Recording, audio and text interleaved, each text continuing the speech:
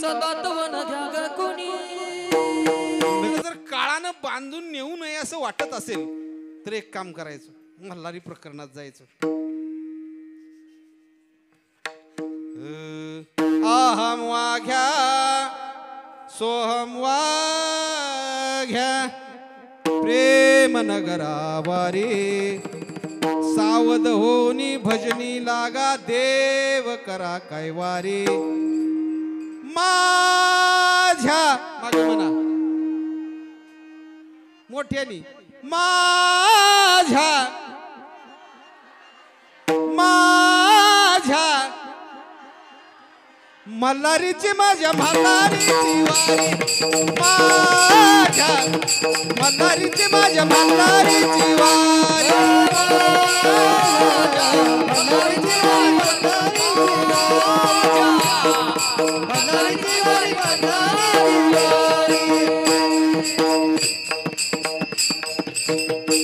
विठ्ठलम चिंतयामि पांडुरंगा खरू प्रथम नमन. पांडुरंगा करू प्रथम नमन. पांडुरंगा करू प्रथम नमन. पांडुरंगा करू प्रथम नमन. पांडुरंग करू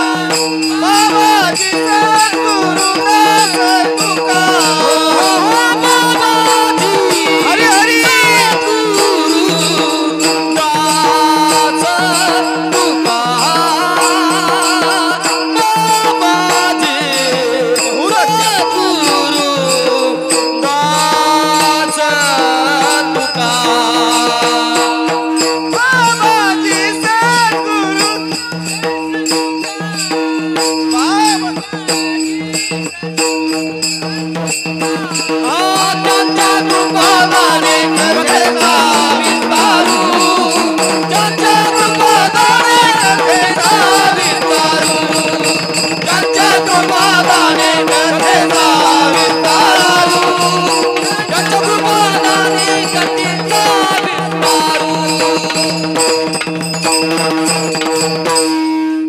सहकाऱ्यांच्यासाठी एकदा जोरदार टाळ्या वाजवा. काय गोड गायन. पांडुरंगा करू प्रथम नमन दुसरे चरण संतांची आ त्यांच्या कृपादाने कथेचा विस्तारू बाबाजी सद्गुरु दास तुका कलावज्ञ जीवोद्धरार्थावतारम कलांकांक तेजोधिकामोधि वक्त्रम कलानिशवादापनोदार दक्षम समाधिस्तमूर्तिं भजे ज्ञानदेवम जयांची केली स्मरण होय सकळ विद्यांचे अधिकरण तेचे वंदु श्री चरण श्री गुरूंचे ते नमस्कारून आता ओम नमो ज्ञानेश्वर ओम नमो ज्ञानेश्वर ओम नमो ज्ञानेश्वर ओम नमो ज्ञानेश्वर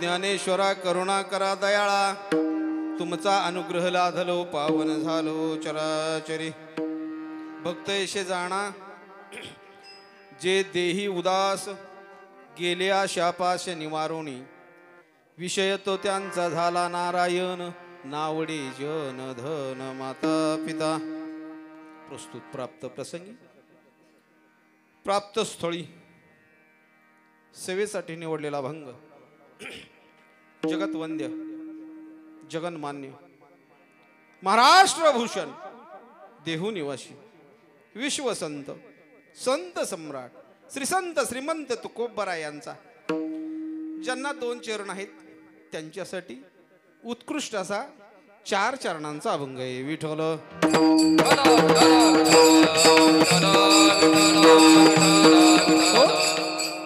सुरुवातीला या भंगाचा आपण सरळ सरळ अर्थ म्हणतो किंवा प्रतिपाद्य विषय म्हणतो तो सांगत असताना तुम्हा सर्व श्रोत्यांचं एक सहकार्य हवंय.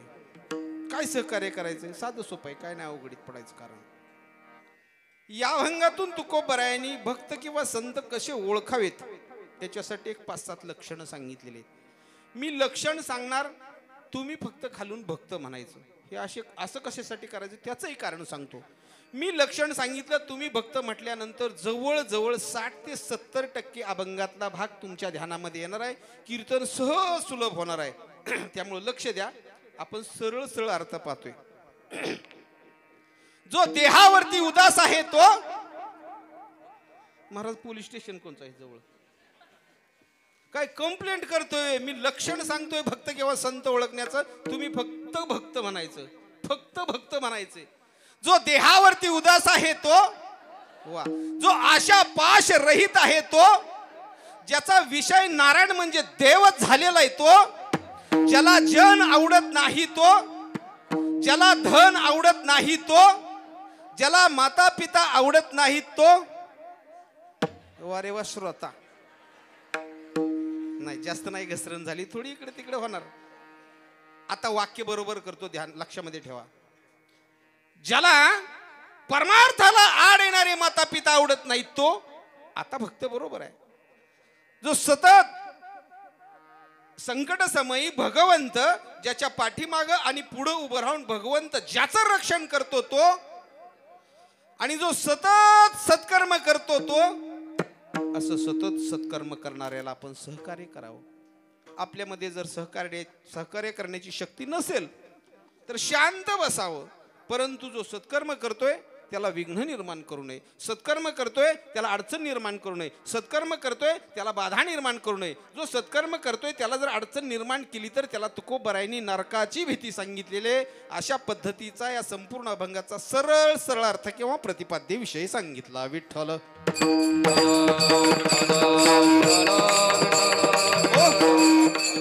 सेवेला सुरुवात करण्यापूर्वी सेवेचा थोडासा परिहार असा. या ठिकाणी अखंडित अव्याहतपणे गेली 2 तपपूर्ती झाली, 24 वर्ष झाली. आणि या 2 तपपूर्तीनंतर या रौप्य महोत्सवी वर्षात आपण पदार्पण कालपासून केलेलं आहे. हे 25वे वर्ष रौप्य महोत्सवी वर्ष. याही वर्षीचं ज्या वेळेला नियोजन झालं, ग्रामस्थांच्या नियोजनानुसार असेल, मंडळातील कार्यकर्त्यांच्या नियोजनानुसार असेल, ज्यावेळी नियोजन झालं त्याच वेळेला गेल्या महिन्यात 1.5 महिन्यापूर्वीच आमचे परमस्नेही आदरणीय गुरुवर्य हरिभक्तीपरायण अखिल भारतीय वारकरी संघटना पश्चिम विभाग प्रमुख, महाराष्ट्र पश्चिम विभागाचे प्रमुख आहेत त्यांचा मला निशिकांत शेटे महाराज त्यांचा फोन झाला. त्याच वेळी आजच्या कार्यक्रमाचं नियोजन निश्चित झालं. अर्थात हे एक त्यांनी 25 वर्षापासून गेलं रोपटं लावलेलं आहे. आपणाला त्याची छानशा पद्धतीची फळं खायला मिळत आहेत.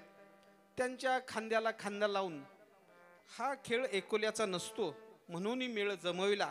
त्यांच्या खांद्याला खांदा लावून हे तुमचे कार्यकर्ते सुद्धा सर्व छानशा पद्धतीचं, विलास कुळे, रमेश चव्हाण आहेत, भानुदास घोरपडे, दिनकर गायकवाड, विपुल खुडे, तानाजी घोरपडे, त्याचबरोबर आपले महत्वाचे अध्यक्ष. बर का, माणसाचा जन्मही माणसाच्या हातामध्ये नसतो आणि जन्माला आल्यानंतर किती वर्ष जगायचं हेही माणसाच्या हातामध्ये नसतं, मात्र कसं जगायचं हे माणसाच्या हातामध्ये असतं. हे जे अध्यक्ष तुमच्या मंडळाचे भीमराव खुडे किती वर्ष जगलं ह्याच्यापेक्षा जीवन जगत असताना कसं जगावं काही व्यक्तिमत्वाशी उत्तम आदर्श घालून देत असतात. जीवन जगत असताना छानसं सुंदर जीवन जगावं, जीवन जगत असताना सरळ मार्गे जीवन जगावं, जीवन जगत असताना आपल्या जीवन जगण्याचा दुसऱ्याला जगताला त्रास होऊ नये अशा पद्धतीचं जीवन जगावं. आणि शेवटचं सांगू, जीवन जगत असताना असं जीवन जगावं मेल्यानंतर सुद्धा 25 वर्ष जगावं. मेल्यानंतर म्हणतोय, मेल्यानंतर 25 वर्ष कसं जगावं माझे तुकोबराय सांगतात. उत्तमाची उर कीर्ती मागे, उत्तमाची उर कीर्ती मागे, उर कीर्ती मागे, उत्तमाची उर कीर्ती मागे, तुका म्हणे का मरण्याची सरे, तुका म्हणे का मरण्याची सरे, उत्तमाची उर कीर्ती मागे, उत्तमाची उर कीर्ती मागे.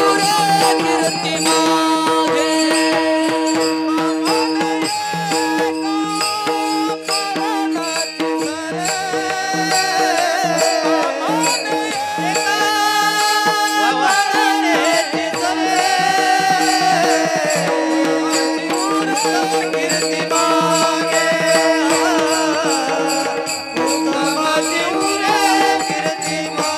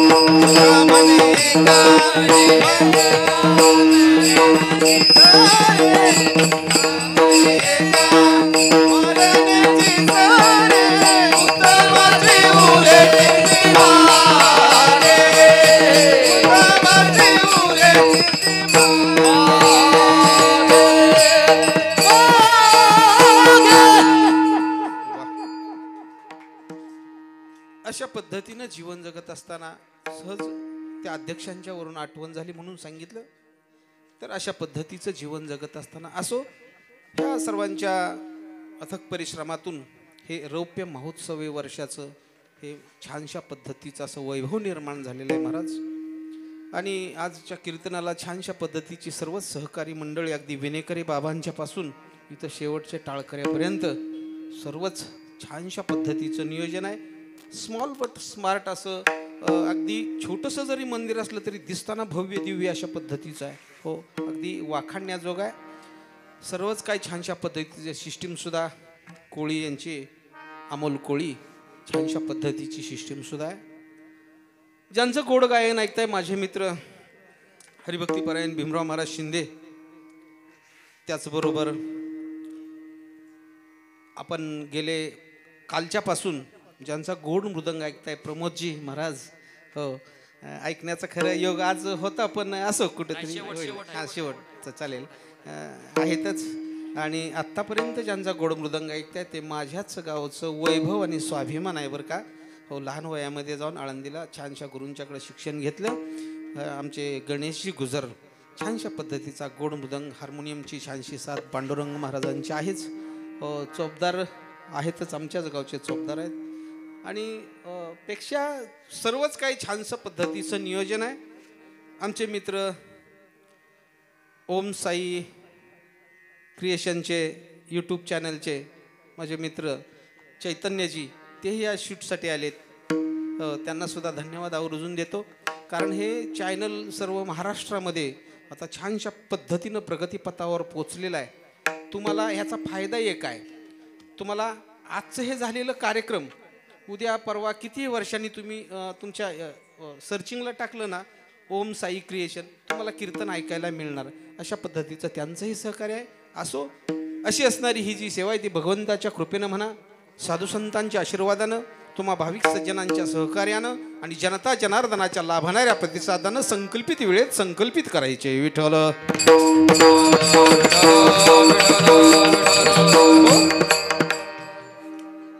आमचे प्रेमापोटी म्हणा किंवा बंधू प्रेमापोटी म्हणा आमचे छोटे भाऊ गावचे सरपंच आणि महाराष्ट्र केसरीपर्यंत मजल मारलेले असे पैलवान शंकरजी रणवरे पण आलेले आहेत. आमच्याबरोबर दादा महाराज आहेत.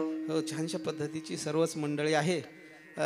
आता महत्त्वाचं म्हणजे थोडासा उशीर झाल्यासारखा वाटतोय तरी पण आपल्याला सेवा योग्यच वेळेत आटोपायची आहे. थोडीशी गाडी लेट सुटायला लागली परंतु लास्ट स्टॉपला वेळेतच पोचवायचे. आदलीमधली थोडीशी स्टेशनं चुकवायला लागतील जिथे पॅसेंजर नाही असं. हो आता त्याला विलाज नसतोय. थोडंसं एक 10-15 मिनिटाचा फरक पडत असतो. सर्वच काय छानशा पद्धतीचं आहे. तुमची स्तुती करून मी वेळ घेणार नाही किंवा स्तुती करून विस्तार वाढवायचा नाही. त्याचं कारण मला एखाद्याची स्तुती करायला आवडत नाही प्रमाणापेक्षा जास्त आणि दुसऱ्यानंही माझी प्रमाणापेक्षा केलेली स्तुती जास्त आवडत नाही. त्याचं कारण असं आहे बरं का. आम्ही महाराज चिपळूणला गेलो संक्रांतीच्या वेळेला. महिला मंडळी म्हटल्या महाराज जरा थोडं संस्कारपर सांगा. ठीक आहे चिपळूणला कार्यक्रमला गेलो. कार्यक्रमाचं टायमिंग होतं 7 ते 9. आम्ही तिथं 5लाच पोचलो. मग आत्ता जसा भोजनाचा बेत तसा तिथं त्या महिला मंडळींनी आमच्या जेवणाचा बेत केला. पण झालं कसं तो जेवणाचा बेत पंचपक्वान्न अगदी होतं बरं का. पुरी बासुंदी वगैरे सर्वच काय छानशा पद्धतीचं होतं. पण आता काय अन्नदात्याला असं वाटतं की आपल्या घरी वारकरी आलेत आपल्या घरी महाराज मंडळी आलेत काहीतरी गोडधोड घालावं.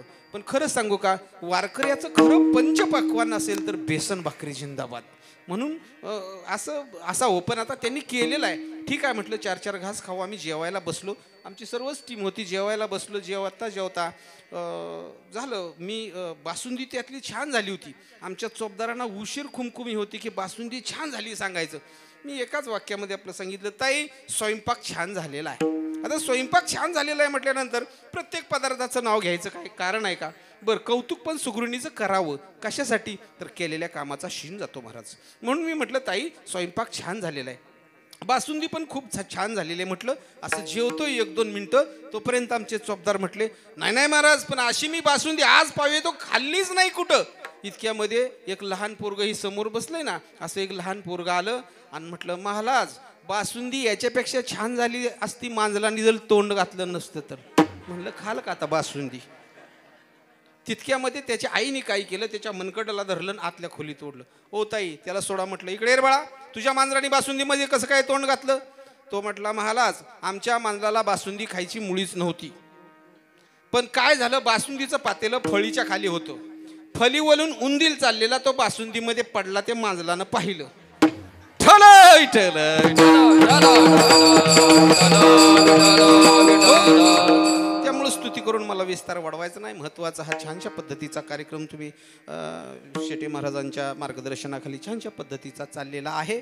हा मगाशी सांगितलं मी प्रवचनाच्या वेळेला की हा सारा जो खाटाटोप असतो त्या पाठीमागचा एकच हेतू असतो, आपलं तर प्रपंच संसार आहेच आयुष्यभर, परंतु आपल्या जीवनामध्ये कुठंतरी पुण्य प्राप्त व्हावं आणि पापाची निवृत्ती व्हावी हाच हेतू असतो.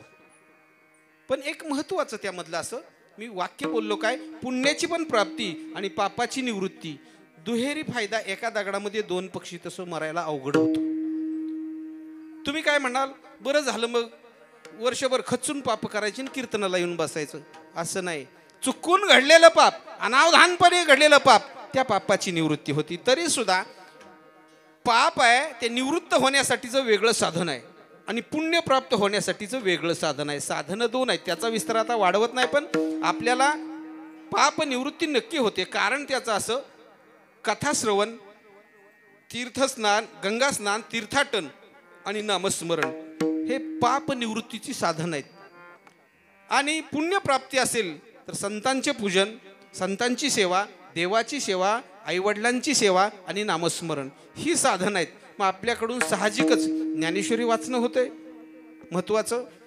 कीर्तनाला बसला म्हणजे मला सांगायला सुद्धा लागलं नाही, सांगितलं औपचारिकता म्हणून, पण टाळी वाजवा म्हणून सांगायला सुद्धा महाराज रामकृष्ण हरीपासून हे सर्वजण टाळ्या वाजवत आहेत. समाधान वाटलं. खरंच तुमचं बरं का छोटंसं गाव असून कौतुक करण्यासारखं, धन्यवाद देण्यासारखं गाव आहे महाराज. विठाला विठाला.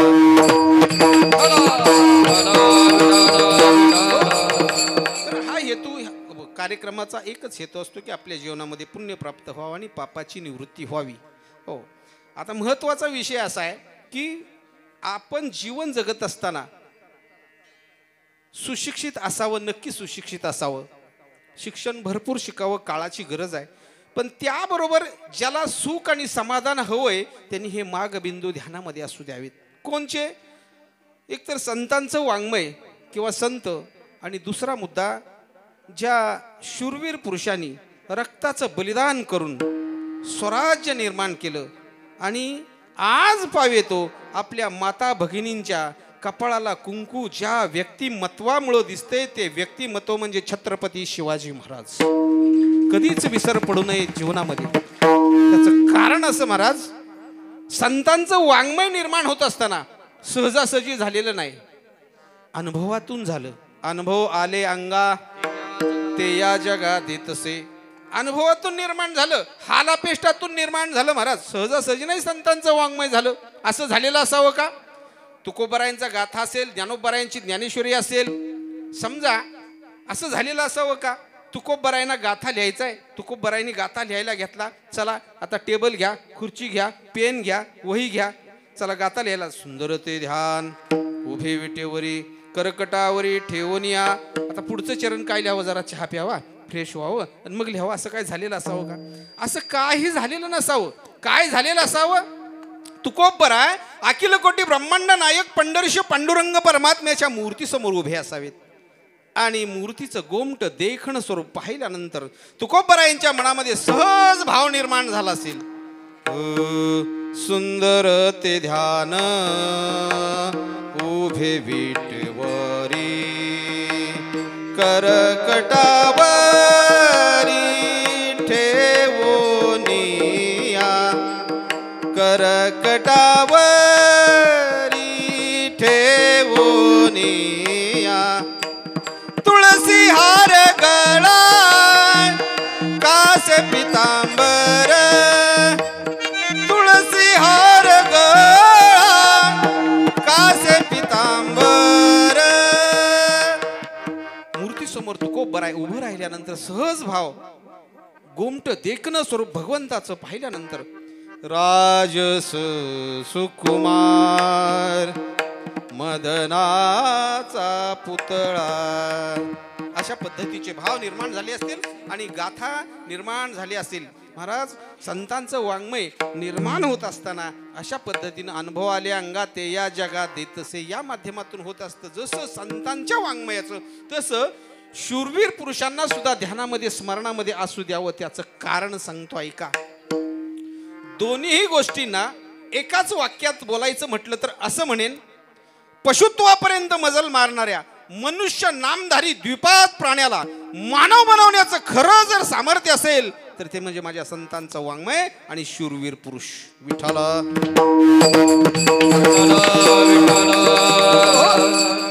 आपल्याला नावं घ्यायला काय सोपं वाटतं? छत्रपती शिवाजी महाराज, छत्रपती संभाजीराजे नावं घ्यायला सोपं वाटतं. पार्श्वभूमी पाहिली का? छत्रपती शिवाजी महाराज जन्माला यायच्या अगोदर छत्रपती शिवाजी महाराज जन्माला यायच्या अगोदर जिजामातेच्या उदरामध्ये असताना जिजामाता रोज भगवान शंकराचं 1200 नामस्मरण करत होती आणि रामायण महाभारतासारख्या ग्रंथांची वेगवेगळ्या ग्रंथांची आवर्तनं झाली. त्यावेळी जन्माला आला शिवाजी. अक्षर 3च आहेत, शिवाजी. उलट केलं काय होतं? जीवाशी. जो जीवाशी खेळतो तो शिवाजी होतो. आता जन्माला आलेला शिवाजी छत्रपती शिवाजी महाराज कसे घडले सांगतो एका मिनिटात ऐका. 65 किलोची तलवार घेऊन शत्रूशी लढतो त्याचं नाव येसाजी. 2000 सैन्याशी एकटा झुंजतो त्याचं नाव बाजी. हात तुटला तरी शत्रूशी लढतच राहतो त्याचं नाव तानाजी. 8 तासात घोडा दिल्लीहून पुण्यात आणतो त्याचं नाव संताजी. शत्रूच्या छावणीत घुसून शत्रूच्या छावणीचा कळस कापून आणतो त्याचं नाव धनाजी. धान्या वाघाला सामोरं जाऊन धान्या वाघाला उभा भाडतो त्याचं नाव संभाजी. आणि या सर्वांना एकत्र घेऊन स्वराज्याचं तोरण बांधतो त्याचं नाव शिवाजी.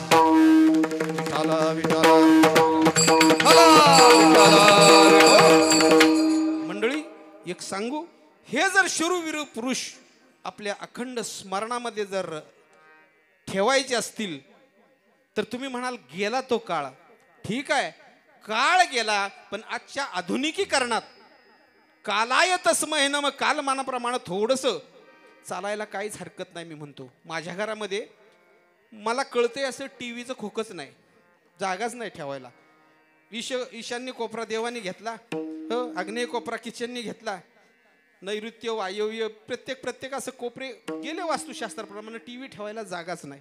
पण एक सांगू, टीव्ही जरी नसला तरी तुम्हाला सुद्धा का सांगतोय, आधुनिकीकरण म्हणजे त्या शूरवीर पुरुषांची जर आठवण ठेवायची असेल तर आता एक मार्केटमध्ये बाजारमध्ये एक मूव्ही येते, एक चित्रपट येतोय आणि त्या चित्रपटाचं नाव आहे छावा.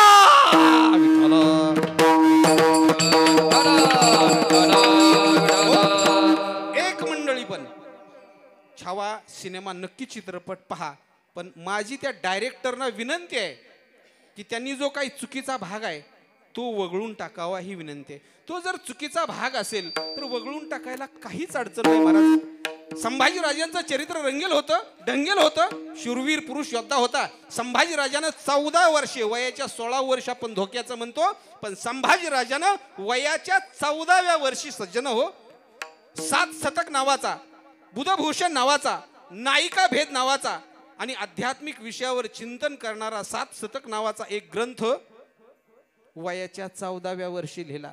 तो नाचगाणे थोडीच करणार आहे, हो, सज्जन होता. हा डायरेक्टरनी, माझी विनंती आहे डायरेक्टरना, तो भाग फक्त वगळावा आणि मग पिक्चर पाहायला आपल्याला काहीच हरकत नाही. विठ्ठल असो, इतिहास सांगून तुम्हाला विस्तार वाढवायचा नाही, वेळेचं पण मला बंधन सारखं टोचतंय. वेळ आहे महत्वाची, आज सेवेसाठी निवडलेला अभंग आहे. सांगायचा मुद्दा की आपण ह्या 2 गोष्टी स्मरणात ठेवाव्यात. मग एखाद्याची शंका निर्माण होईल की महाराज ह्या 2 गोष्टी कुठे मिळतात? सुशिक्षित वेगळं बरं का, आणि सुसंस्कारित वेगळं. सुशिक्षित मनुष्य यशस्वी होऊ शकेल, परंतु त्याच्याजवळ चारित्र्य संपन्नता असेलच असं सांगू शकत नाही. सुशिक्षित मनुष्य यशस्वी होऊ शकेल, परंतु तो सुसंस्कारित असेलच असं सांगू शकत नाही. परंतु जो सुसंस्कारित मनुष्य आहे तो यशस्वी हे असेल आणि त्याच्याजवळ चारित्र्य संपन्नताही असेल. म्हणून मी कदाचित असं म्हणेन, यशस्वी पुरुषाचं चिंतन करण्यापेक्षा जो सुसंस्कारित आहे, जो चारित्र्य संपन्न आहे, अशा पुरुषाचं चिंतन करावं. विठ्ठल. हो, मग तुम्ही म्हणाल महाराज शिक्षण घेऊच नाही का? अरे शिक्षण भरपूर घ्यावं. सुशिक्षित होऊच नाही का? सुशिक्षित व्हावं. शिक्षण काळाची गरज आहे, मात्र संस्काराचं शिक्षण हे येणाऱ्या 22 वर्षातल्या भयानक काळाची गरज आहे. विठ्ठल. आणि म्हणून तुकोबरायांनी आपल्या जीवनामध्ये सुख शांती समाधान मिळावं याच्यासाठी अभंगातून या संतांची किंवा भक्ताची ओळख करून देण्याचा, काही लक्षणं सांगून संतांची किंवा भक्ताची ओळख करून देण्याचा खटाटोप केलेला आहे. एखाद्याला अशी शंका निर्माण होईल की महाराज तुकोबरायांना हे खटाटोप कुणी सांगितले संतांची भक्ताची ओळख करून द्यायची? त्याच्याऐवजी एखाद्या आमदाराची, खासदाराची, पुढाऱ्याची, नेत्याची जर ओळख करून दिली असते तर आमच्या जीवनामध्ये काहीतरी 4 पैसे फायदा झाला असता ना. कारण प्रपंचामध्ये वित्त, शरीरामध्ये पित्त आणि संसारामध्ये चित्त. महाराज तुकोबरायांनी हे खटाटोप केले संतांच्या भक्तीच्या भेटीचा ओळखीचा, आम्हाला काय हो फायदा? एखाद्या नेत्याची ओळख केली असती तर 4 पैसे फायदा झाला असता. का रे बाबा? म्हटलं कशासाठी? म्हटलं अहो महाराज पुढाऱ्याच्या ओळखीनं, आमदार खासदाराच्या ओळखीनं 4 पैसे कशासाठी पैसे? पण म्हटलं सुखी समाधानी जीवन जगता येईल. ऐका, मुळात पैसा आणि सुख ह्या 2 वेगवेगळ्या गोष्टी आहेत. पैसा आणि सुख ह्या 2 वेगवेगळ्या गोष्टी आहेत. ज्याला एखाद्याला असं वाटत असेल पैसा म्हणजे सुख, तर त्याच्यासाठी सांगतो ऐका. पैसा, अडका, धन, द्रव्य, मुलं बाळ सर्व काय असताना 100 पोरांचा बाप, भारताचा सम्राट धृतराष्ट्र अरण्यात कुत्र्यासारखा जळून मेला. आणि ज्या माझ्या तुकोबरायांना घरामध्ये बसायला पोत देखील नाही, त्या तुकोबरायांना न्यायला जगाचा बाप विमान घेऊन आला. विठ्ठल विठ्ठल. तात्पर्य मला सांगायचंय, पैसा आणि सुख ह्या 2 वेगवेगळ्या गोष्टी आहेत सज्जन हो.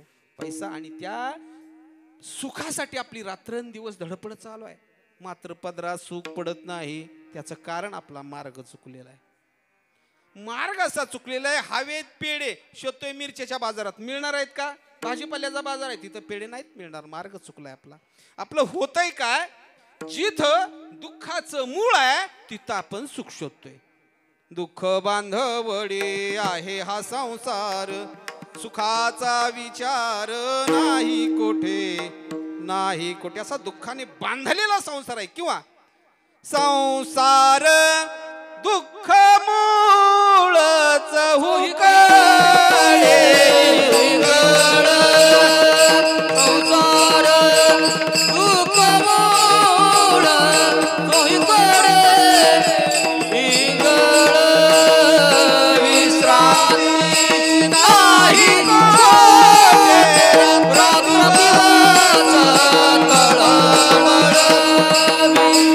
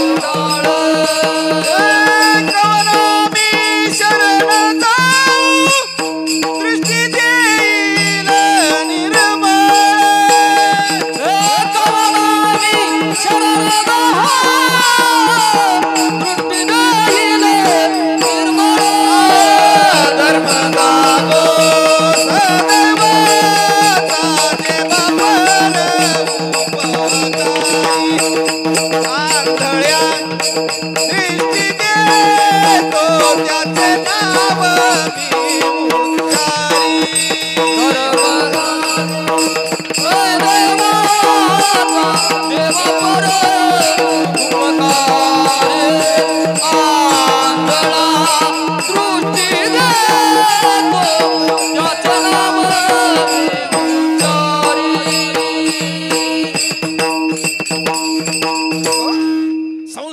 सगळ्यांची सर्वांची प्रमाणपाठ आहेत. संसार दुःखमूळ चौकडे इंगळ बिंगळ सर्वांना माहित आहे की हो.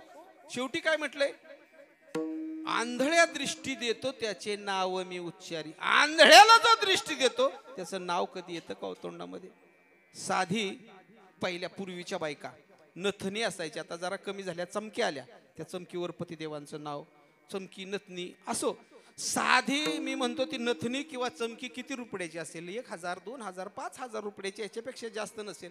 साधी नथनी जर केली, नथ केली, अर्ध्या तासात गावाला येडा येतो. आमच्या ह्यानी ना नथ केली, आमच्या ह्यानी ना नथ केली. असो, पतीचं गुणगौरव कराय कायच माझं दुमत नाही, अवश्य करावं. पण 5000 रुपयाची जर नथ केली तर अर्ध्या तासात गावाला येडा. मी असं म्हणतो, ही नथनी घालण्यासाठी अमौलिक किमतीचं नाक ज्याने दिलं, कबीरजी म्हणतात, नथनी दिया जिस यार ने सुमिरत बार बार, लेकिन नाक दिया जिस यार ने उसको भूल गई नार. विठ्ठल.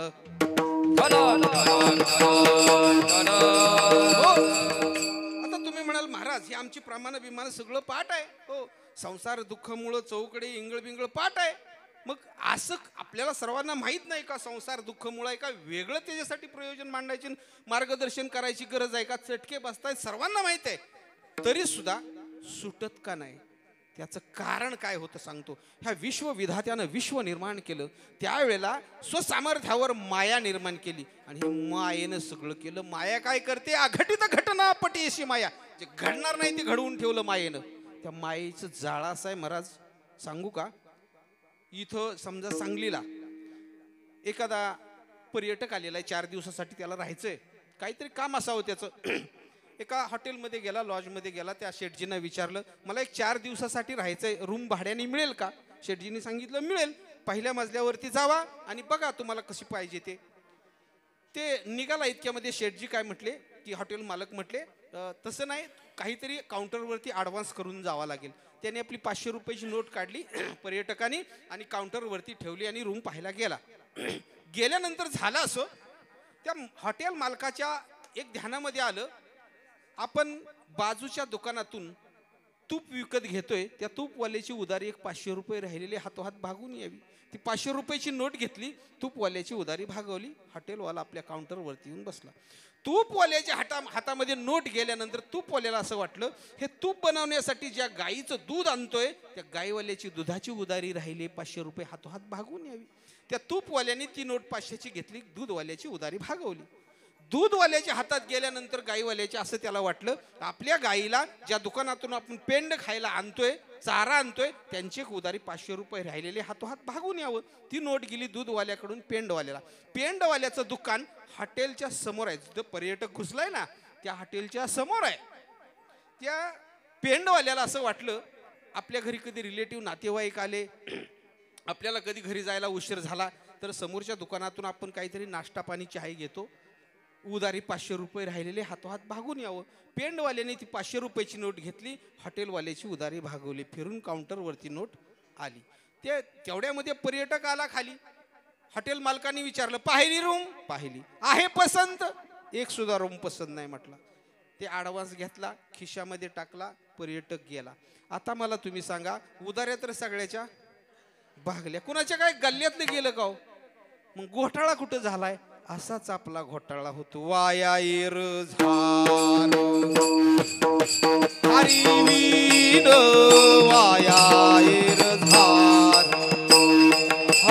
हरिवीन, वाया येर झाल हरिवीन, वाया येर झाल.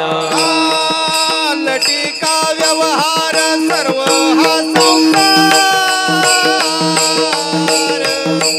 वाया येर झाल हरिवीन, वाया येर झाल हरिवीन. लटिका व्यवहार सर्व हा संसार, वाया येर झाल हरिवीन,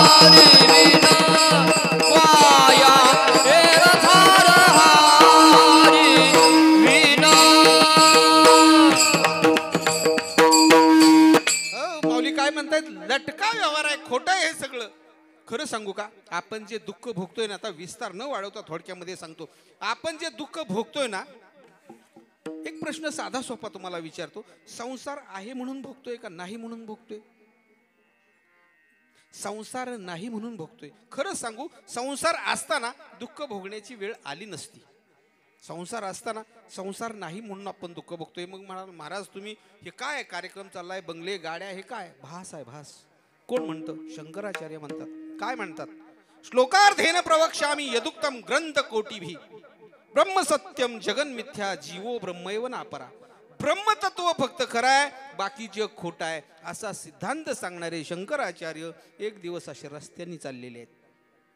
समोरून एक चौतळलेला खवळलेला हत्ती आलेला पाहिला. हत्तीला पाहून शंकराचार्य असे बोळीमध्ये शिरले. हत्तीच्या मार्गाने निघून गेला आणि पुन्हा शंकराचार्य रस्त्यावरून निघाले. इतक्यामध्ये तुमच्यासारख्या दयाद्रांतकरणाच्या ग्रस्तानं लक्ष बरोबर ठेवलं. स्वामीजींना आढावा गेला. स्वामीजी, ब्रह्मसत्यम जगन मिथ्या आपला सिद्धांत आहे ना? हो, माझा सिद्धांत आहे. मग ब्रह्मतत्व फक्त खरं, जग खोटं ना? हो, जग खोटं. मग स्वामीजी, जग जर खोटं तर जगातलं सर्वच काही खोटं ना? हो, जगातलं सर्वच काही खोटं. मग जगातले पशु पक्षी सुद्धा खोटे? पशु पक्षी सुद्धा खोटे. प्राणी खोटे? प्राणी सुद्धा खोटे. मग आता पळत गेलेला हत्ती खोटा? आता पळत गेलेला हत्ती सुद्धा खोटा. मग आता पळत गेलेला हत्ती जर खोटा आहे तर त्या खोट्या हत्तीला भिवून तुम्ही बोळीमध्ये का शिरला? गोड शंकराचार्यांनी उत्तर दिलं. शंकराचार्य म्हटले, यथा गजो मिथ्या तथा पलायनपी मिथ्या. याचा अर्थ असा, आता पळत गेलेला हत्ती हे जसं खोट आहे, तसं बोळीमध्ये माझं शिरणं हे तरी कुठं खरं आहे? ते पण खोटच आहे. विठ्ठल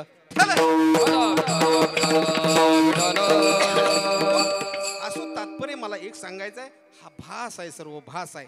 आणि मग त्या नसलेल्या संसारामध्ये आपण सुख शोधण्याचा प्रयत्न करतोय. बरं, ते सुख तरी काय धडक आहे का हो? आपण ज्याला सुख समजतो ना, ते संतांना सुख म्हणण्याच्या योग्यतेचं वाटत नाही. संत त्याला सुख म्हणत नाहीत. आपण ज्याला सुख समजतो ते संतांना सुख योग्यतेचं वाटत नाही, नवे नवे लायकीचं वाटत नाही संतांना. एक ग्रंथकार मिल म्हणून होऊन गेला. त्याने युटिलायटेरियनिझम म्हणजे उपयुक्ततावाद नावाचा नीतिशास्त्र विषयात्मक एक ग्रंथ लिहिलेला आहे. त्या ग्रंथामध्ये त्याने सुखासुखात विवेक साधणारे काही विचार मांडलेले आहेत. एका विचारामध्ये तो म्हणतोय, इट इज अ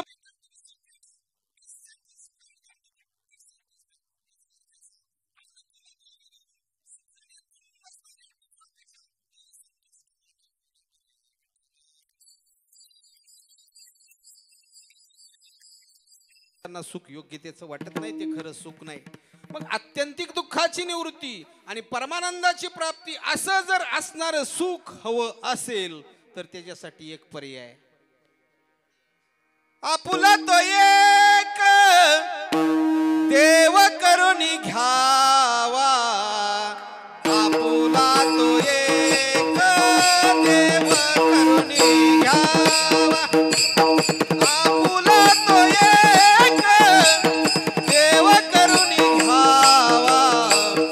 आपुला तो एक देव करून घ्यावा. आपुला तो एक देव करून घ्यावा. आपुला तो एक देव करून घ्यावा. आपुला तो एक देव करून घ्यावा. आपुला तो एक देव करून घ्यावा. सुख नाही देणे विना जीवा. सुख नाही देणे विना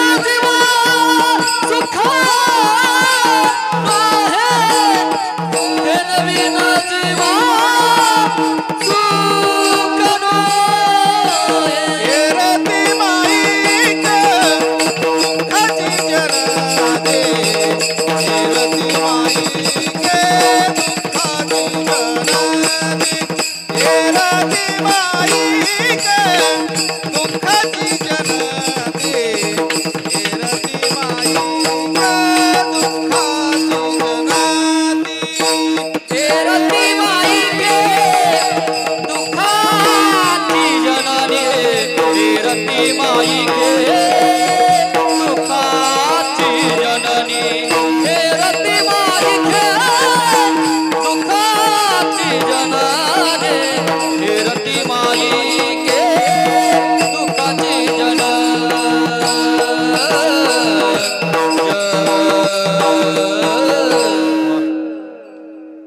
सुख आणि समाधान जर हवं असेल, आत्यंतिक दुःखाची निवृत्ती आणि परमानंदाची प्राप्ती, अशा जर पद्धतीचं सुख हवं असेल तर संतांनी काय पर्याय सांगितलेला आहे? आपुला तो एक देव करुणी घ्यावा, तेने विन जीवा सुख नोहे. मग तुम्ही म्हणाल ठीक आहे महाराज, आम्हाला सुख हवंय, आम्ही देवाची भेट घ्यायला निघालो. पण देवाची थेट भेट नाही ना. हो, जर म्हणलं मी पंतप्रधानांची भेट घ्यायला निघालो, थेट पंतप्रधानांची भेट नाही ना. काय करावं लागेल? एखाद्या आमदाराचं खासदाराचं शिफारस पत्र न्यावं लागेल आणि मग पंतप्रधानांची भेट होईल. तसं देवाची थेट भेट नाही ना. आपल्याला सुख हवंय, बरोबर आहे, सुख हवंय, मग सुखासाठी देवाची भेट घ्यायला निघालो, थेट देवाची भेट नाही. मग काय करायचं महाराज? त्याच्यासाठी शास्त्रकारांनी संतांनी एक पर्याय सांगितलेला आहे देवाच्या भेटीसाठी.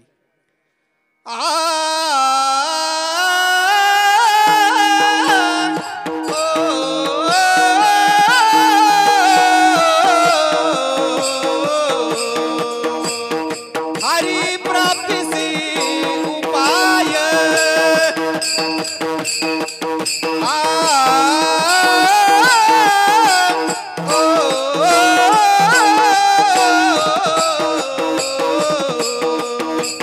हरी प्राप्तीसी उपाय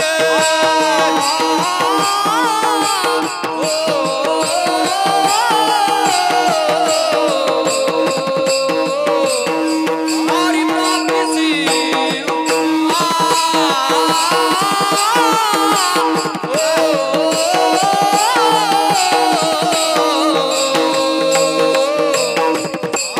प्राप्तीसी उपाय धरावे संत जेते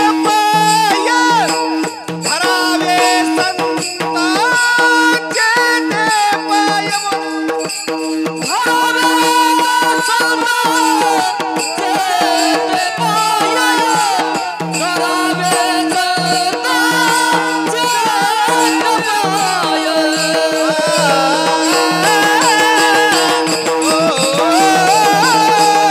पाय, तेने साधती साधने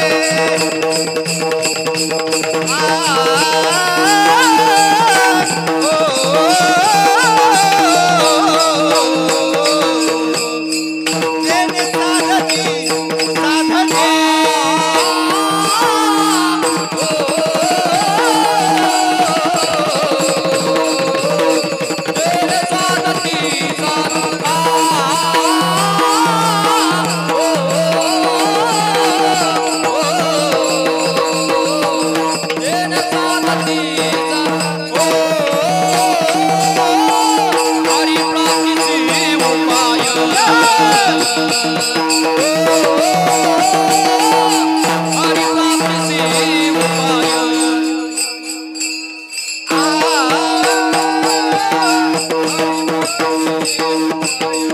प्राप्तीसी उपाय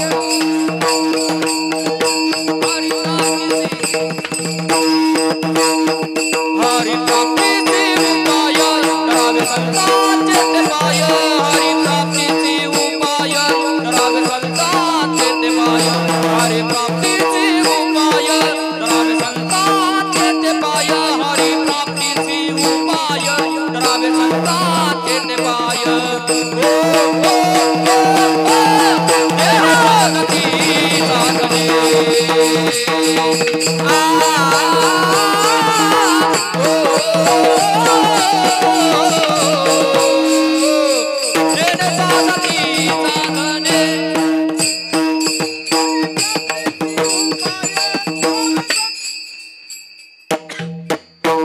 मार्ग सांगितला संतांनी सुखासाठी, समाधानासाठी. कोणता? देवाची थेट भेट नाही ना घेता येत, देवाच्या भेटीसाठी हरी प्राप्तीसी उपाय. धरावे संतांचे ते पाय. हो, मग संतांचे पाय धरले तर आपल्याला देवाची भेट होईल आणि देवाची भेट झाल्यानंतर सुख समाधानाची रेलचेल होईल. बरं ठीक आहे महाराज, तुम्ही म्हणाल आम्हाला सुख समाधान हवंय, आम्ही संतांचे पाय धरायला तयार आहोत. मात्र ते संतांचे पाय धरायला तुम्ही निघाला सुख समाधानासाठी, पण ते संत नक्की ओळखायचे कसे? आता तर समाजामध्ये अनेक संतन पंतन म्हणतन बरोबर बस काय काय काय निघाले. संत नक्की ओळखायचे कसे, याच्यासाठी ते संत कसे ओळखावेत याच्यासाठी तुकोबरायांनी पहिल्या चरणामध्ये त्याची 2 लक्षणं सांगितलेली आहेत. भक्ताईचा जाना जे देही उदास, भक्ताईचा जाना जे देही उदास,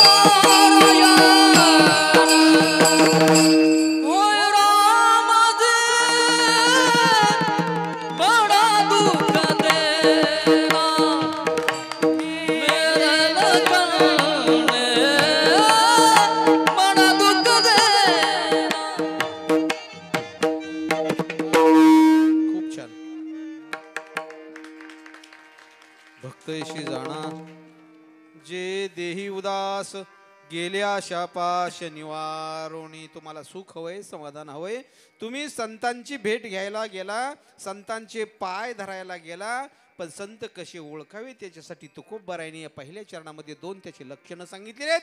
पहिलं लक्षण असं सांगितलंय, जो देहावरती उदास आहे त्याला भक्त म्हणा किंवा तो भक्त. आता अभंगाच्या पहिल्या चरणाच्या सुरुवातीलाच भक्त शब्द वापरलेला आहे. वेळेचं बंधन आहे, प्रत्येक शब्दाचं स्पष्टीकरण थोडा स्पर्श करत पुढे चलतो. भक्त सुरुवातीला शब्द वापरलेला आहे. भक्ताचे भागवतामध्ये 3 प्रकार आहेत, उत्तम भक्त, मध्यम भक्त आणि अधम भक्त. गीतेमध्ये 4 प्रकार सांगितलेले आहेत, आर्त भक्त, अर्थार्थी भक्त, जिज्ञासू भक्त आणि ज्ञानी भक्त. या 4ही विभागाचं जास्त विस्तार न वाढवता एकेका वाक्यामध्ये सांगून पुढे चलतो. आर्त भक्त कोणाला म्हणावं? संकट समयी भगवंताची उपासना किंवा याचना करणाऱ्याला आर्त भक्त म्हणावं. उदाहरणार्थ द्रौपदी आणि गजेंद्र. अर्थार्थी भक्त कोणाला म्हणावं?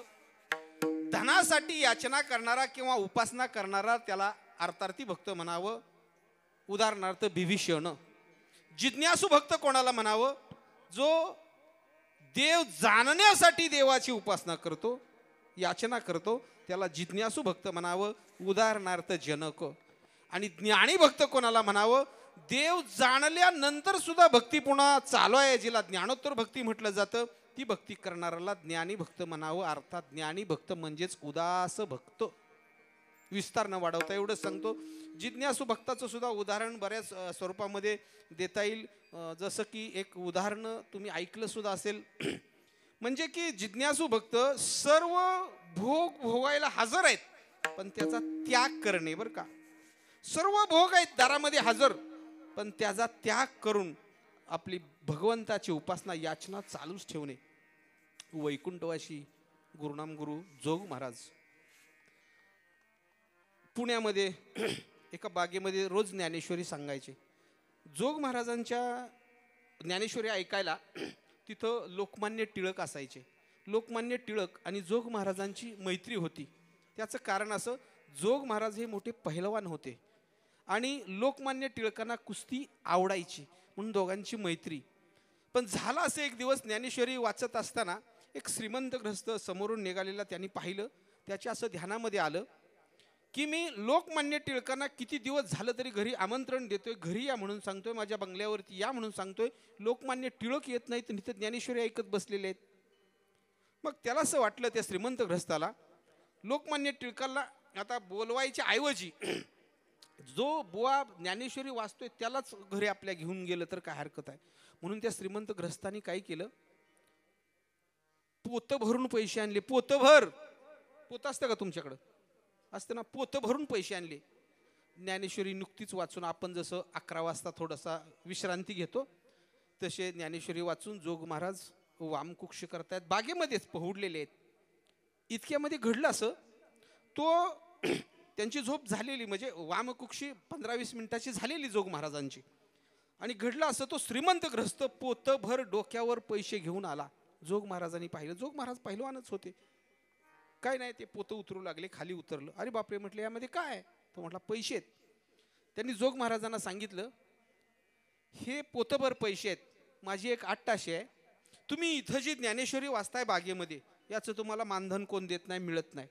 ही ज्ञानेश्वरी रोज माझ्या बंगल्यामध्ये वाचायची. एक दिवस ज्ञानेश्वरी वाचली की एक पोतभर पैसे देणार. किती? पोतभर. एक दिवस ज्ञानेश्वरी, बरं आपल्यासारखं आता कीर्तनकार नव्हतं, 13-14 दिवसाचा सप्ताह घेतला असता. एक दिवस काय, एक दिवस ज्ञानेश्वरी वाचली की पोतभर पैसे. 7 दिवस ज्ञानेश्वरी वाचली की 7 पोती पैसे त्यावेळेचे. अहो, कोटभर रुपये तरी सहज होणार एका पोत्यामध्ये. 7 कोटी कोण सोडायला मोकळाय? जोग महाराजांना सांगितलं, इथं जी ज्ञानेश्वरी वाचताय फक्त रोज यायचं आणि माझ्या बंगल्यामध्ये ज्ञानेश्वरी वाचायची. जोग महाराजांनी सांगितलं, तुमचा मी अनादर करतोय अशातला भाग नाही, ठीक आहे, पण माझा श्रोता, माझी ही भूमी आणि ही ग्रंथ हे सोडून मला इतस्तता वाचता येणार नाही. 2 पावलं मागं सरला तो श्रीमंत ग्रस्त म्हणतोय, महाराज अजून विचार करा, एक दिवसाचे एक पोतभर पैसे देणार आहे. 1 पोते नाही, 10 पोती जरी दिले तरी मी, माझी भूमी, माझी जागा मी सोडू शकत नाही. 2-4 पावलं तो श्रीमंत ग्रस्त मागं सरला आणि त्या ग्रस्तानी, श्रीमंत ग्रस्तानी सांगितलं, महाराज एक ध्यानामध्ये ठेवा, संपूर्ण पुणे प्रांत फिरून पहा, संपूर्ण पुणे प्रांतामध्ये एक दिवस ज्ञानेश्वरी वाचण्याचे 1 पोतभर देणारा ह्या पुणे प्रांतात पहिला पट्टी आहे.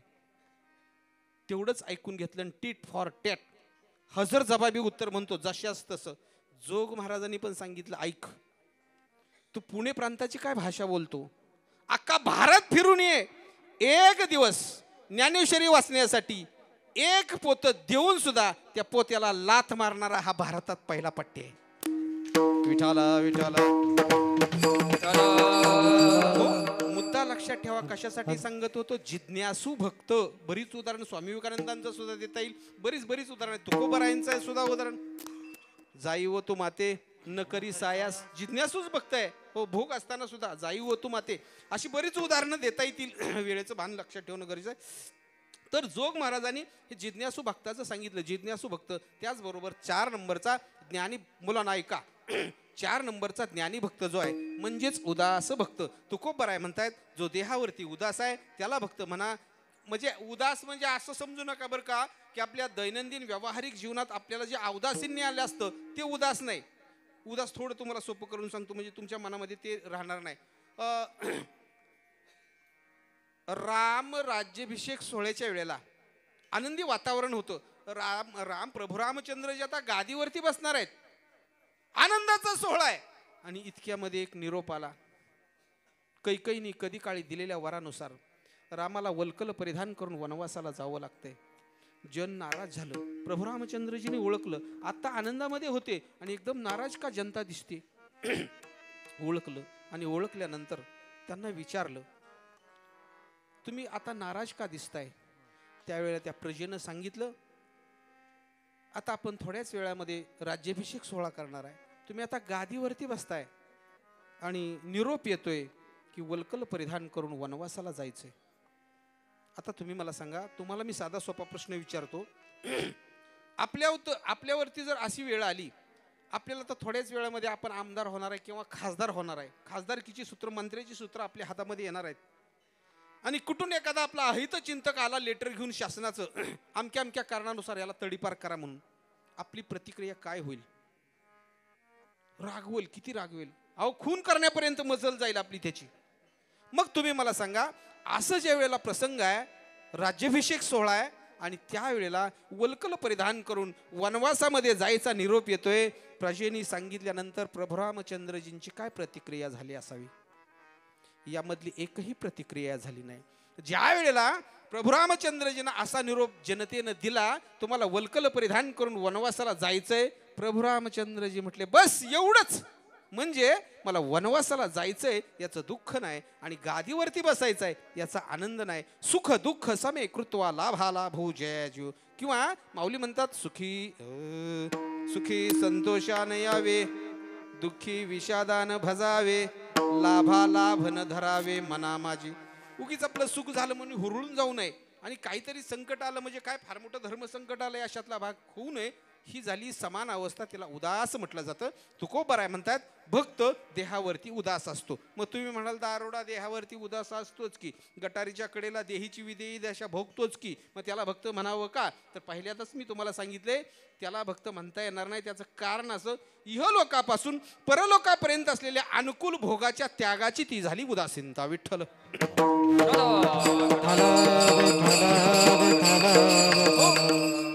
आता हे उदास एक लक्षण सांगितलेलं नाही, दुसरं लक्षण असं सांगितलेलं आहे, आशा पाश रहित. भक्त कोणाला म्हणावं? ज्याच्या मनामध्ये कोणतीच कसलीच इच्छा अपेक्षा नाही. इंग्लिशमध्ये डिझायर म्हणजे पण इच्छा, आणि पॅशन म्हणजे पण इच्छा. ती इच्छा अपेक्षा नाही. तरी सुद्धा तुकोबरायांनी आशा पाश शब्द वापरलेला आहे. पाश 7 प्रकारचे आहेत. 7व्या क्रमांकाचा आशा पाश आहे. याचा अर्थ असा, 6ही पाशा सकट 7वा पाश म्हणजे कोणतीच इच्छा अपेक्षा भक्ताच्या मनामध्ये नसती, त्याला भक्त म्हणा किंवा तो भक्त. आता कोणती संपलेली आहे का? एक 10 मिनिटांमध्ये उरकू का? विठाला विठाला विठाला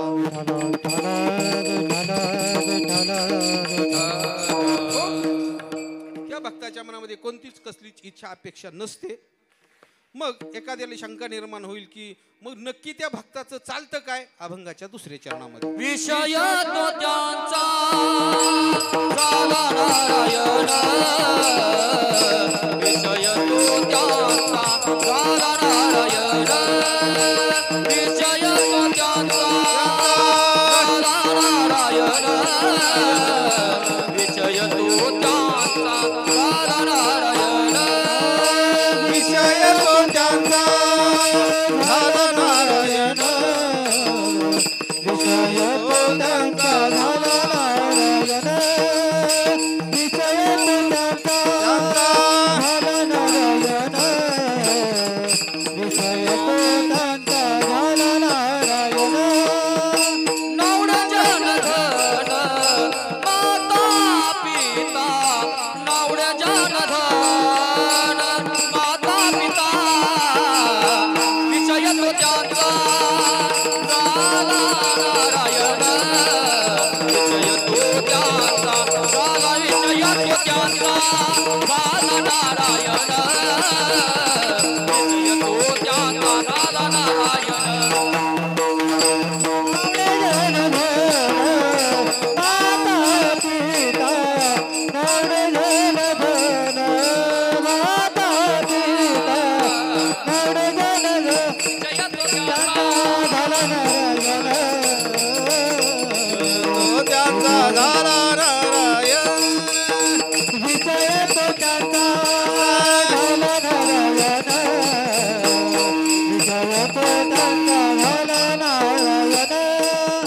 विषय तो त्यांचा झाला नारायण, विषय तो त्यांचा झाला नारायण, विषय तो त्यांचा झाला नारायण, विषय तो त्यांचा झाला नारायण, विषय तो त्यांचा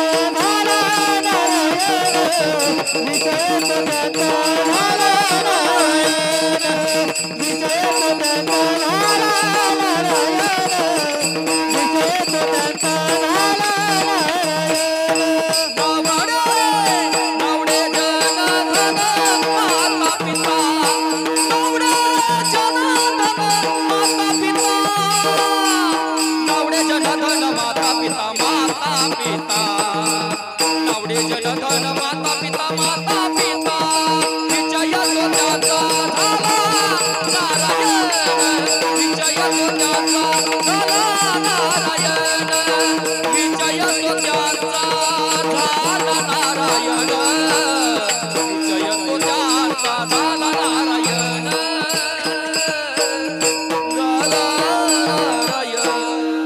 क्षमा बरकास आपल्याला वेळेचं बंधन आहे. विषय तो त्यांचा झाला नारायण नावडे जन धन माता पिता. काय विषय चाललेला असतो भक्ताचा किंवा संतांचा, तर विषय एकच असतो की नारायणच असतो, भगवंत असतो. तुमचा आमचा विषय वेगळा. ध्यायतो विषयान्पुस संगस्तेषु उपजायते संगात संजायते काम कामात क्रोधोबी जायते क्रोधात भवति सम्मोह सम्मोहात स्मृती विभ्रम स्मृतिभ्रंशात बुद्धिनाशो बुद्धिनाशात प्रणश्यते. हा तुमचा आमचा विषय झाला. मनुष्य जर विषयाचं ध्यान करू लागला तर त्याच्या मनामध्ये काम निर्माण होतो. कामामध्ये जर काय अडचण आली तर क्रोध निर्माण होतो.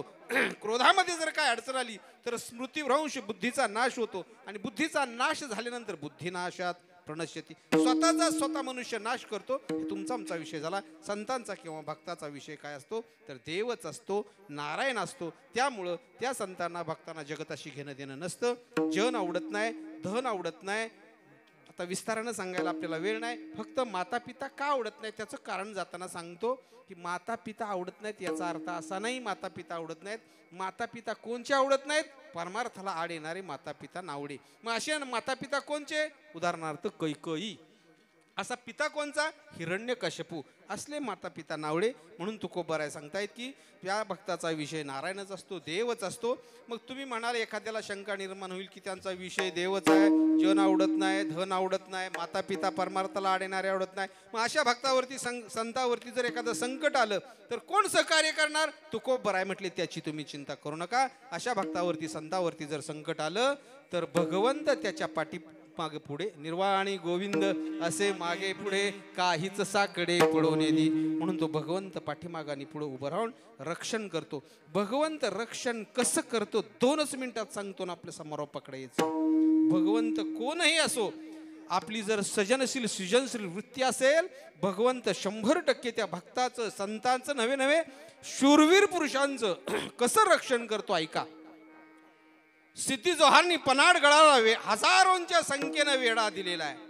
छत्रपती शिवाजी महाराज पन्हाळ गडावरती शेकडो फक्त 100-150 सैन्य आहे. या सिद्धी जोहारच्या वेड्यातून कसं सुटावं हा प्रश्न राजांना निर्माण झाला आणि त्यांच्या असं ध्यानामध्ये आलं ऐन तोंडावरती पावसाळा आलेला आहे. पावसाळ्यामध्ये हे उघड्यावरचं सैन्य तक धरणार नाही, निघून जाईल. पण घडलं मात्र उलटच. सैन्य जैसे थे पावसाळा संपून गेला.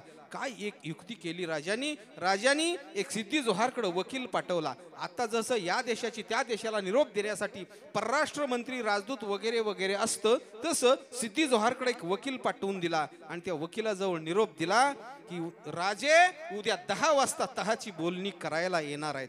निरोप देण्यामागे 2 हेतू होते. एक पहिला हेतू असा होता सिद्धी जोहार जरा गाफील पडेल आणि दुसरा हेतू असा होता तो वकील निरोप देऊन येत असताना नुसता सांग काम्यान ओम नाम्या नव्हता. वकील परत निरोप देऊन आला आणि वकिलानं सांगितलं राजे गडाच्या पश्चिमेच्या बाजूला 2च पहारेकर आहेत, तेही लुस्कान आहेत आणि बऱ्याच अंतरावरती उभे आहेत. निरोप दिल्याबरोबर तिथंच राजांनी पक्का बेत केला. आजच निघायचं, गडाच्या पश्चिमेच्या बाजूने निघायचं, पहाटेच्या 3:30 वाजता निघायचं. हा बेत पक्का होत असताना तिथं नाभिक समाजाचा शिवाकाशीद नावाचा मावळा त्यांनी विनंती केली राजे आजच निघायचं, गडाच्या पश्चिमेच्याच बाजूने निघायचं, पहाटेच्या 3:30 वाजता निघायचं. पण राजे माझी एक विनंती आहे, मान्य करा. तुमच्यासारखी हुबेहूब एक दुसरी पालखी बनवायची, त्या पालखीमध्ये मी बसणार. तुमच्यासारखा हुबेहूब पोशाख मला घालायचा, तुमच्यासारखा हुबेहूब जिरेटोप मला, अगदी नकली राजा दुसरा मला बनवायचं. राजांनी शिवाकाशीदचा हेतू ओळखला. राजांनी शिवाकाशीदला प्रश्न विचारला, शिवा युक्ती नामी काढलीस पण दुष्परिणामाचा विचार केलास का? सिद्धी जोहारच्या तर तू तावडीत सापडलास तर सिद्धी जोहार तुला जिवंत नाही ठेवणार.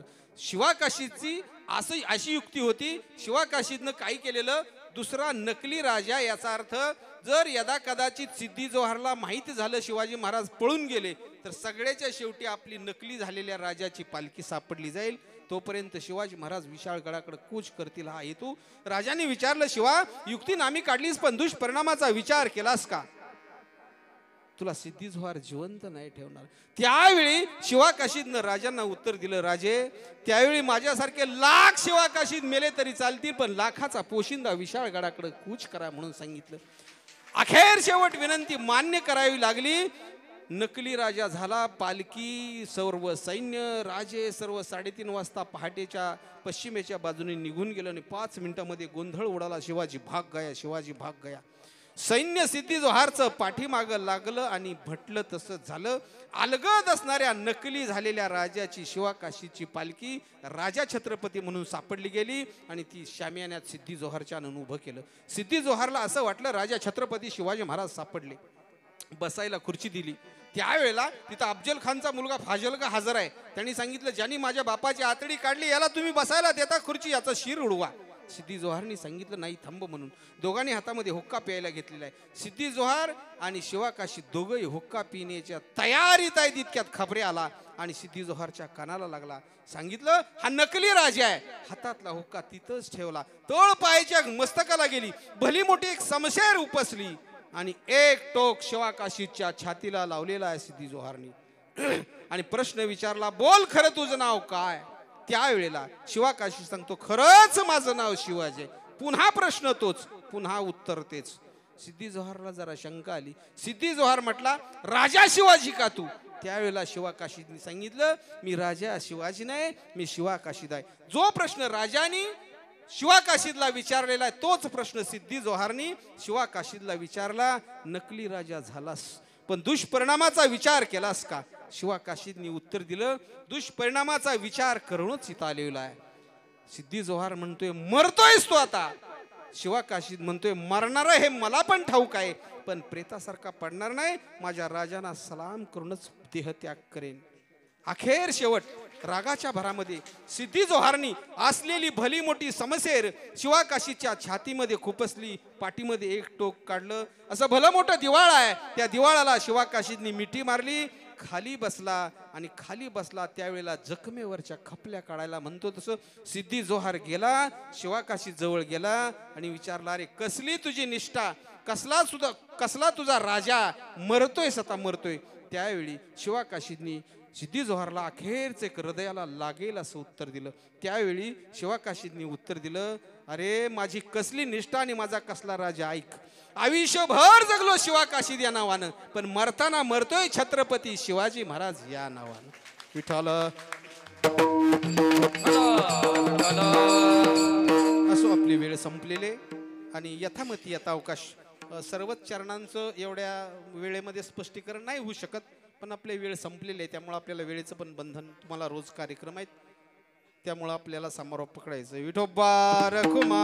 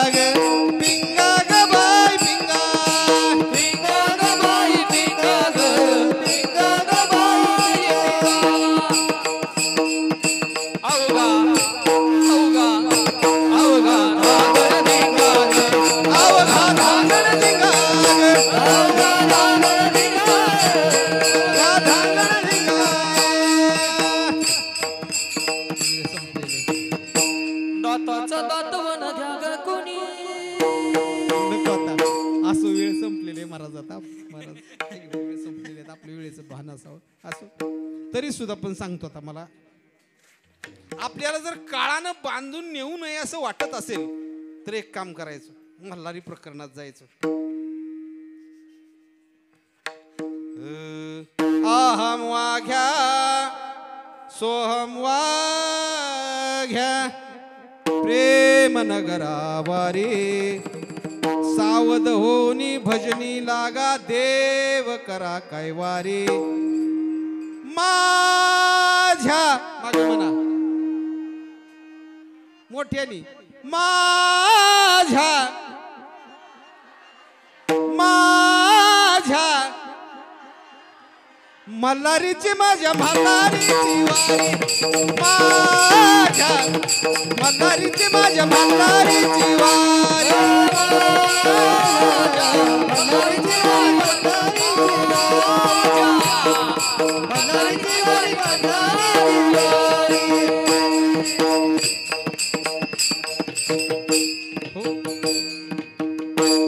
असो यथामती यथावकाश आपल्याला वेळ संपून गेलेली आपल्याला वेळेचं बंधन आहेच तर आहे असं आता तुकोबरायांनी या अभंगातून एक 5-7 लक्षणं सांगितली भक्त किंवा संत कसे ओळखावे त्याच्यासाठी 5-7 लक्षणं सांगितली अभंगाच्या शेवटच्या चरणात शेवटचं लक्षण तुका मने सत्य कर्मा भावे साय तुका मने सत्य कर्मा भावे साय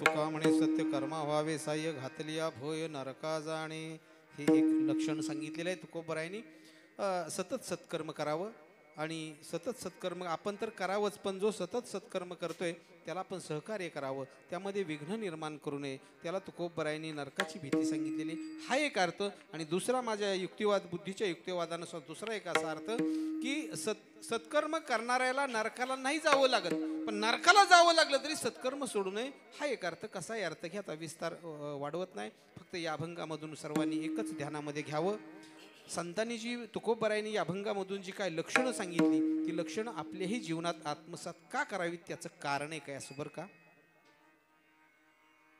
आपण जसं परमार्थामध्ये शिरू ना तसा मनुष्य चमकत जातो आणि जसा प्रपंचामध्ये शिरेल ना तसा तो चमकत जात नाही त्याच्या चमका निघायला सुरुवात होते म्हणून त्यामुळं आपण ही संतांनी जी काही लक्षणं सांगितली ती आपल्या जीवनात आत्मसात करावीत आणि आपलं सुख समाधान जीवनाचं निश्चित करावं असं आपली वेळ संपलेली झालेली सेवा भगवंताच्या चरणी अर्पण करतो ज्यांच्यामुळं सेवेचा योगाला आमचे परमस्नेही महाराज त्यांना धन्यवाद देतो सर्व साथीदारांना सर्वांना धन्यवाद देतो आमचे मित्र ओम साई क्रिएशनचे यूट्यूब चॅनेलचे चैतन्यजी त्यांना सुद्धा धन्यवाद देतो छानशा पद्धतीचा सर्वांनाच आता धन्यवाद तुम्ही म्हणाल महाराज यांचं 2-2चा धन्यवाद चाललंय आम्ही नसतो तर काय एकटा तर श्रोत्यांना सुद्धा धन्यवाद वक्ता तो वक्ता नव्हे श्रोते विन श्रोतानी वक्ता यांचा जवळचा संबंध असतो त्यामुळे सर्व श्रोते मंडळींना धन्यवाद आणि सेवेला पूर्णविराम ज्ञानेश्वर